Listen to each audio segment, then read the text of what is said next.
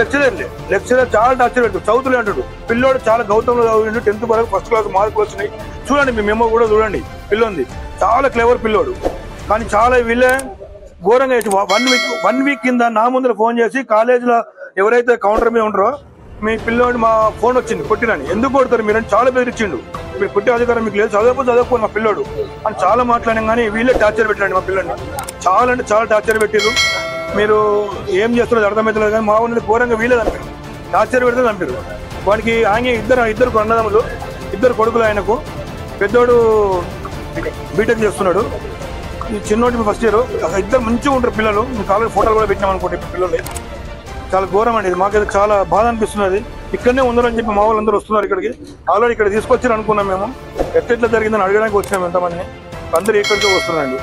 మాకైతే చాలా ఘోరంగా ఉన్నది. మీడియా కూడా మాకు సపోర్ట్ కావాలి. వీళ్ళు చాలా ఈ కమర్షియల్ అయిపోయింది వీళ్ళకి, నారాయణ వాళ్ళకు. మొన్న అట్లే జరిగింది ఒక దగ్గర. వీళ్ళు ఎందుకు ఇట్లా చేస్తున్నారు, ఎందుకంటే టార్చర్ పెడుతున్నారు వీళ్ళు టార్చర్ పెట్టి అధికారం ఎవరిచ్చారు వీళ్ళకు. చాలా బాధ ఉన్నది సార్. మీ మీడియా సపోర్ట్ మాకు కంపల్సరీ కావాలి. ప్రతి పేరెంట్స్ సపోర్ట్